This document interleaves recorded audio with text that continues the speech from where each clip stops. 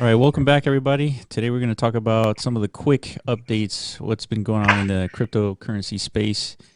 So you're here with William and Iman, and let's just jump into it, dude. Yeah. Normally we do podcasts, but that, I guess there's too much going on, right? Like it's time to go and fucking what would you call this? Like a lightning round? Lightning round, 10 minutes, Call dude. this the lightning round, dude. Yeah, because we were just talking about how Bitcoin hit its all-time high at 42, and then it corrected to a little bit under, I think around 30,000 and change there. Yeah. Definitely the biggest pullback so far this season, I'd call it. Right? Yeah, so let me give you the perspective here for the day. And so I mean, it yeah, doesn't even look that bad, dude, when you zoom out like this. yeah, so this is the pandemic drop off here. It went to around 4,000, Yeah. and for an entire year, it's been nothing but up until recently, right? Last couple of Mhm. days has been a sell off. It went to as low as 30,000, and we're back to 33. So what does that tell you? Where do you think this is going, man?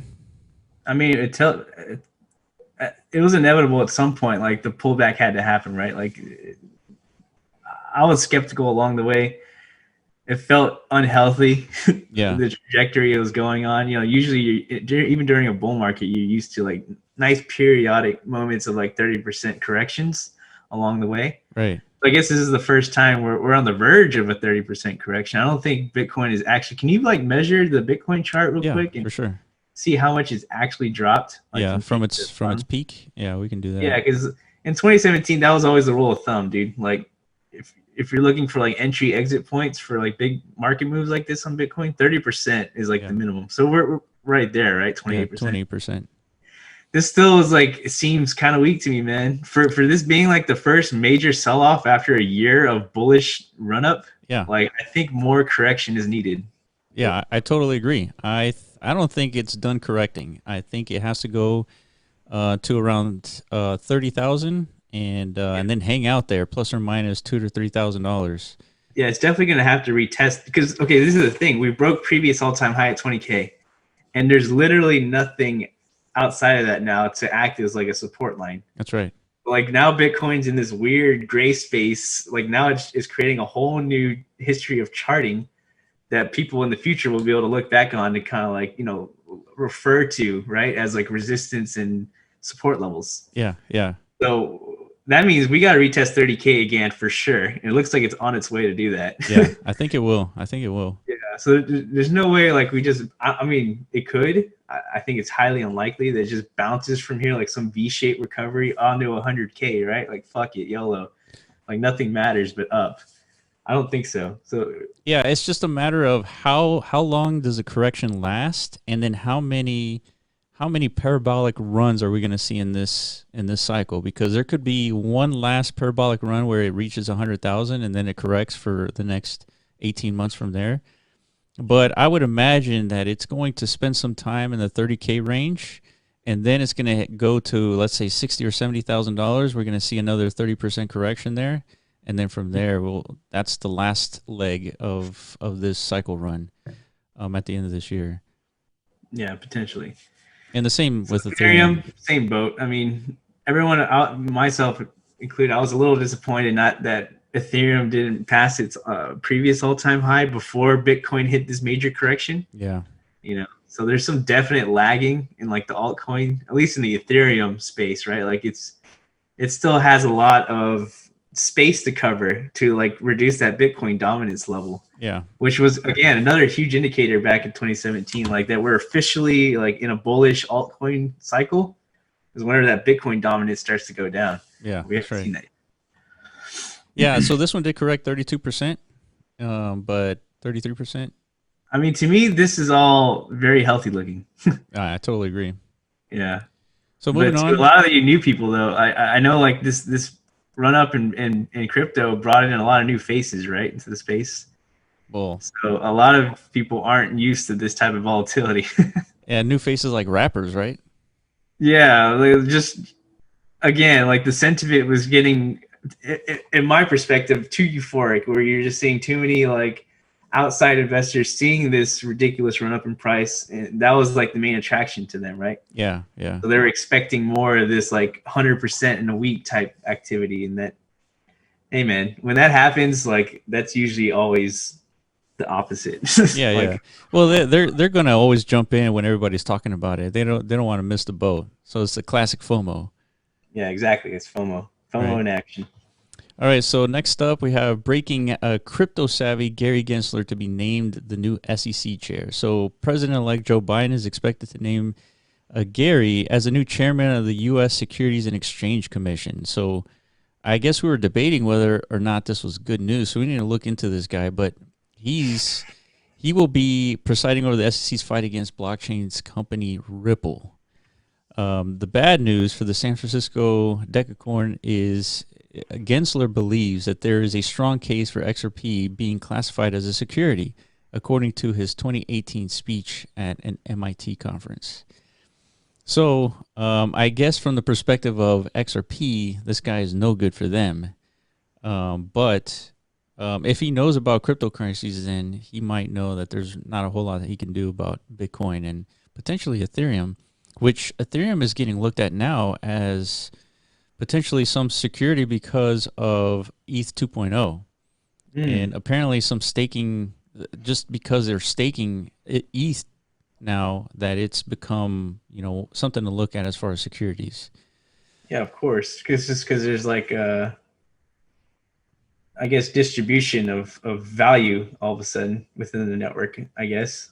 Yeah, and then it's just these are all gray areas, I guess, that these regulations never really dealt with in the past. yeah. So I guess this news, do you take it as positive? As somebody who's crypto savvy is now at the helm of the SEC. Right.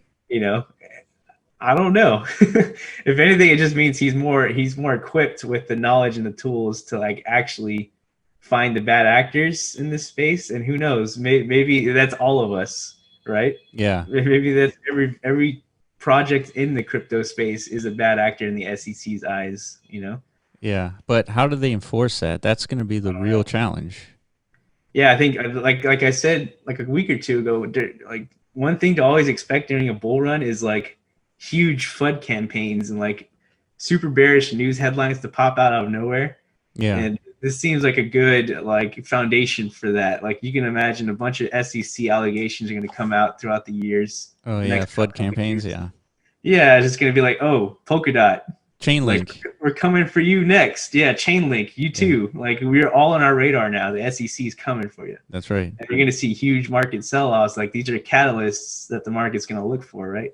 But at the end of the day, you just kind of like live through that, dude. Like, yeah, this market isn't going anywhere. Like for example, Chainlink has seen all kinds of SEC FUD since 2016, and it didn't really do anything to Chainlink's price.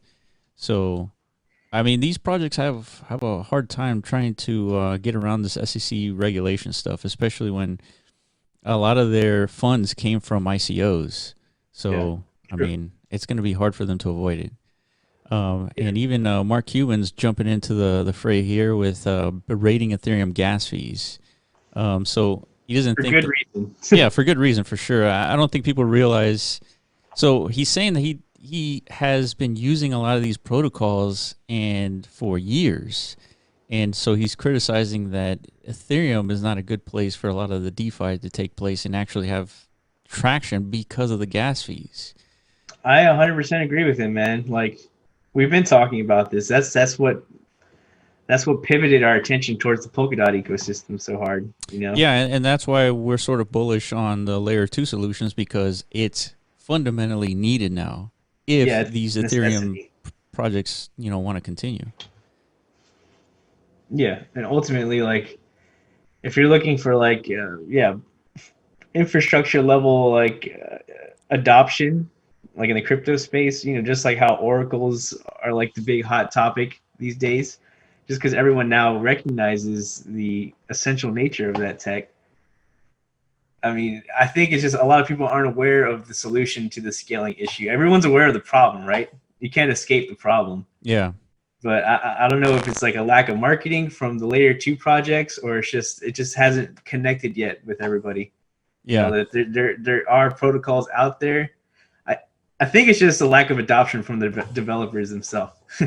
Like once the users are forced to interact with these protocols, you know, on a day-to-day basis, Yeah. on platforms like Uniswap or any other like real exchange, right? Any decentralized exchange, once there's like an actual layer 2 process to them, that's whenever we'll see like the emergence of this stuff, like at least from a market perspective. Yeah, it's the same reason why Chainlink took a while for it to kind of run up, because only the developers knew the value of Chainlink, Yeah, getting but see, that's off-chain data interesting. onto on-chain. Yeah, but somehow like that sentiment still permeated the market, even though there's no real interaction with Chainlink, right? Like from a user standpoint, Yeah. like it's still all back-end developer Yeah. like infrastructure tools, right? Like, but somehow, like I guess the 4chan army was so powerful or something. I don't know. The Chainlink army did their job very well to get that message across, like how important and essential this technology is. Like you need to be buying it. Yeah, for sure. It For worked. sure. It kicked off a whole new sector, like oracles. Like that's the thing. Yeah, and now people are predicting that Chainlink is going to go to $1,000, and right now it's at 14 and change. Exactly. So we'll see. Well, I mean, for sure, this is the biggest, I think, problem the crypto industry faces is scaling, and it's been a problem since I've been in this space like 4 years ago. Like we've been talking It's about still a problem. how to solve scaling, and it hasn't been solved. Yeah, I Not mean, yet. ultimately, when we had CryptoKitties choke Ethereum network, that solution, I mean, there hasn't been a solution since then. So, Yeah, we're just kind of waiting around, but like there's protocols out there, and Polkadot is emerging as a potential solution. So yeah. yeah, gotta keep your eye on those. So here's something interesting. Goldman Sachs says Bitcoin is on path to maturity. So institutional interest will need to come in droves for Bitcoin to become a stable asset and avoid flash crash like we've seen this past week. I think the market is beginning to become more mature, and they're saying that the key to creating some of that stability is that the market needs to see an increase in participation of institutional investors, which roughly right now is about 1%. So Yeah. that's true. I mean, mean, we've said that a number of times too, is that once Bitcoin starts to accumulate these institutional investors, you'll see a lot less volatility, just because these institutions are not going to be selling Bitcoin as often as the retail investors do. mhm. And so we're not going to see, and once Bitcoin becomes, $1 trillion asset, the only market movers are going to be the institutional investors. Yeah, that's right. Because they're gonna have not just the capital, but like I think that's what they're waiting for is like the right financial tools to be in place for them to actually, do their thing in this market. The things that they do in their traditional world, like options and futures contracts and Mm-hmm. stuff like that. Yeah. That's how real price movement happens. Price discovery happens like when those tools are in place. And right now they're in such an infant stage. Like there's no way institutions are gonna play in that space. At Yeah, least not yet. they're not going to come in droves, not until those tools are there. Yeah. But the And in sentiment order is for those changing. tools to be there, like the SEC regulations have to be a Yeah, little more clear, right? for sure. So For sure. so yeah, all these there's gonna be like a painful phase of a lot of projects getting that ban hammer. You know what I mean? Like I don't think Ripple's gonna be the last one we see like get. Oh, get hit with the SEC? Yeah, that's not it, dude. Yeah. So Goldman Sachs has not only beefed up its human resources to include digital currency experts, but it has also included guidance on the peaceful coexistence of Bitcoin and gold as macro hedges. And they're hedging against the dollar, which, of course, the dollar is self-defeating, right? So now they're even looking at Bitcoin as a hedge. Yeah, I think yeah, at some point you're gonna have to. I mean, it's already trickling in. Like in Silicon Valley, there's some companies like what is it, PayPal and Square and Mm-hmm. MicroStrategies or whatever. So you're you, those are pretty big companies. So I mean, I'm sure like that shit's gonna spread throughout that tech hub. These guys are all connected one way or another.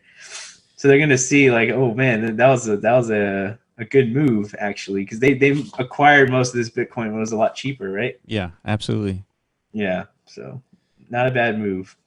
Yeah, in other news, one of the companies I was following back in 2017 is TenX, and they shut down as of today, dude. So it says Yeah, they you were raised. definitely Say that again. no, so you're definitely like whenever you discover this news, I saw your eyes get all big, Yeah, dude. Like this was yeah. a big deal to you. Yeah, I mean, they raised $80 million in 2017, and 3 years, 4 years later, they're done. Yeah, which I mean, why though? Is just I don't think it can't be a funding issue, right? $80 million seems like a lot of money, like Yeah, plenty of funding to sustain at least 4 years, but who knows, man. But I remember back in 2017, this was definitely like a big sector. Yeah, these like these crypto spending cards. platforms. Yeah, like everybody wants to figure out a way, I guess, how to spend their crypto, right? Yeah, But and not so, me, but yeah, right. a lot of people. These this news hasn't really hit the markets yet because we're seeing a 9% increase in the price of 10x. So I expect this to dump pretty soon. Yeah, but yeah, that's just what's the big takeaway from that? Like, even if you raise a bunch of money, like, there's no guarantee these projects are going to succeed, right? Yep, that's right. Like, and you're going to see a lot more of that in this cycle. Like, we're starting to see like an emergence of new funding mechanisms going on in the DeFi space. Like a lot of new funding mechanisms, especially on Polkadot that I've been seeing. So we're going to be covering that over the next few months. Yeah, And like, Polkadot is huge. yeah, we're going to see a lot of new projects. We're going to see projects raising a lot of money from their communities. But yeah, just take that as like a nice little prelude, I guess. Like, just because a project can raise a bunch of money doesn't mean that, Yeah, they're going to be successful. Or they're going to have a yeah, working a functioning product. product at the end of the day. Yeah, so just be aware of that. Yeah, and then here we have Novogratz saying that this is not November 2017. And so over here, the Bitcoin as a hard asset story remains intact. He says, this is a washout, a position washout. I don't think it will be a long-term damaging, and then 30,000 should hold. So this is sort of something else that we were talking about as well, that he says that the larger institutions are still not into Bitcoin yet, and he's expecting them to jump in pretty soon. But then that plays along with the retail investors here, who, according to this article, Twitter mentions of Bitcoin have surpassed the peak of 2017 levels. And so, Twitter mentions? yeah, Twitter mentions, and here is the Google stats for Twitter specifically for Bitcoin. And then we have research from crypto analytics firm The Tie shows that the 7-day average of the number of tweets mentioning Bitcoin is on par with the December 2017 highs. So all this is saying is that the retail investors are starting to jump into Bitcoin. So now we have something unique that wasn't present in 2017. We have retail, and then we have institutional investors jumping in. So I think it's going to be that much harder to predict where Bitcoin is going to go, but I still think we're not going to see like extreme volatility. Like, for example, in 2017, we're accustomed to 20 to 40% losses as a correction before it reached all-time highs. Maybe this time we're going to see 20 to 30% corrections just because we have institutional investors on board. Yeah, but not as much, I think. And it won't happen as much. I totally agree. Yeah. I don't know. There's just a big thing that's really I'm like conflicted about is like it's so early in this cycle and the projections are so high and we're already seeing like the retail euphoric reaction to the price of Bitcoin. Like, usually this doesn't happen until the very tail end of a market cycle, Yeah. Like from a market psychology perspective, usually the retail interest doesn't catch on to what's happening until like the blow off top of whatever asset it is that they're attracted to, So the Well, I fact that they're think already here and there's data supporting that they're here and they're actively participating now, like traditionally that's always like an exit signal for these markets. For sure. always. It's just back when Bitcoin reached $20,000 in 2017, I think there was enough exposure to the retail market that they are aware of Bitcoin enough to know. And when Bitcoin broke its previous all-time high and got to 2x, which is 40 grand, you're going to start seeing a lot more activity early on in this bull cycle. I agree with you. I think there's going to be a longer-term correction, but it's going to be a correction where it's on its way to 100,000, right? By, within the next 12 months. Potentially. Yeah. I see that. I understand that. It's just, I don't know what it is. I'm not even like an old school investor or anything. I just kind of I just kind of know the history of bubbles and whatnot. I mean, and I like to use that information as best as I can. But the thing that my little internal conflict about all this is just the nature of cryptocurrencies itself, like what it is it's trying to accomplish. It's different than any other asset class, I think, out there, in the sense that it's trying to become like this ubiquitous thing, right, in everyone's lives. Like everybody should own a piece of Bitcoin at some point, just like everybody has some dollars in their wallet or in their bank account. Yeah. Right. So that's what I'm struggling with. Like from a traditional standpoint, this type of way euphoric bullish sentiment, it seems over the top and something we should be afraid of in this market, but maybe not. Maybe because of the nature of what this market actually is. These are positive signals and things that we should expect to continue throughout from here on out. Like more and more retail adoption, more and more retail awareness, to where it's like almost like inescapable. Like as much as Facebook is inescapable, right? Like everybody knows about Facebook. It's like a true virus, like this Bitcoin thing. Yeah. It's truly viral. Like, as much as we like to be afraid of that, like as an investor or a speculator, like maybe not this time, man. Maybe those days are over. I think there's a chance that those days are over, dude, because I think there's enough like exposure to Bitcoin to where we can see a lot of these blow off tops happen a little bit more often, but with less of a correction. Like we would expect a 30% correction or more, but maybe 25% is as deep as it's going to go, just because institutional investors are still trying to get in too. Potentially, yeah. So yeah, like I said, it's so early in this cycle. Like the projections are already they're so high. Like everyone's kind of anticipating like a 6-figure Bitcoin, right, within the short term, the near term. Yeah, the near term. So yeah, from an institutional perspective, like this is one hell of a buying opportunity, right? Oh hell yeah, absolutely. Yeah. So if you have a big, capital pool, then for sure, like you're probably much more willing to take like that risk, I guess, like maybe buying after a 20% correction with the likelihood of it correcting 10% more, right? Maybe, because that's what it does that's what it did in the past. But who cares if we're looking for like a long-term payout? Like that 10%, it really doesn't change much, Yeah, absolutely. So yeah, I think we've covered everything that we want to cover today. And if you guys agree or disagree, make sure you comment and like this video, and follow us on Twitter at the Block Runner, and also at MetaZone.io, and then we'll hopefully do these more often. That's right. All right, we're out. All right.